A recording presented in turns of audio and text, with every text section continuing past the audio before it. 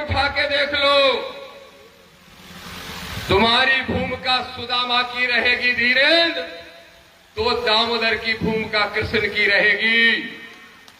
और अगर तुम्हारी भूमिका सुदामा की नहीं रही तो दामोदर तुमको जेल भेजने का काम करेगा। ये चुनौती के साथ कहता है। ऐसे बहुत से लोग हैं जो इस बात पे अधिकांश जोर देते हैं कि भगवान श्री कृष्ण ने सुदामा जी को दान दिया था, इसके लिए ब्राह्मण उनकी देन पे पल रहे हैं।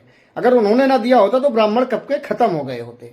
लेकिन उसके पीछे की वो सच्चाई नहीं जानते हैं। जिस गुरुकुल में भगवान श्री कृष्ण और सुदामा जी पढ़ते थे, उस गुरुकुल के बाजू में एक मंदिर था, जहां पर एक बूढ़ी माता जी आती थी और भिक्षा मांग के लेके जाती थी। तो एक दिन उनको एक मुट्ठी चने मिले जो वो लेके घर गई, और चोरों ने समझा ये धन है, तो वो उसको चोरी करके लेके चले गए। और जो माता जी थी वो भगवान शंकर की बहुत बड़ी भक्त थी, तो उन्होंने अपनी सारी की सारी भक्ति के तप को इकट्ठा करके उन चनों में श्राप दिया था कि जो इन चनों को खाएगा वो जीवन भर के लिए निर्धन हो जाएगा।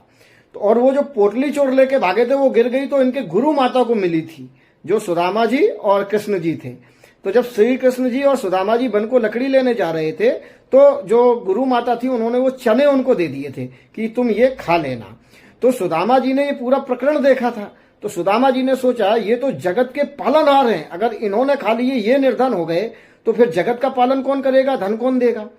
तो इसके लिए वो चने जो है वो सुदामा जी ने खा लिए थे, ये सोचकर कि मैं निर्धन हो जाऊंगा तो मैं तो इनसे फिर मांग लूंगा तो मुझे मिल जाएगा। जब देने वाला ही गरीब हो गया तो फिर हमको देगा कौन।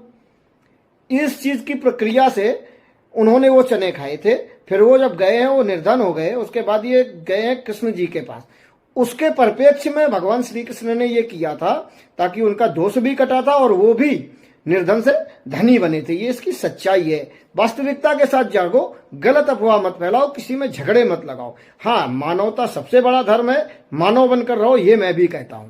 लेकिन जो इतिहास है उसको तोड़ मरोड़ के मत पेश करो, जो सच्चाई है उनको यथावत रहने दो। राधे राधे। देखते रहिए धर्म की आवाज।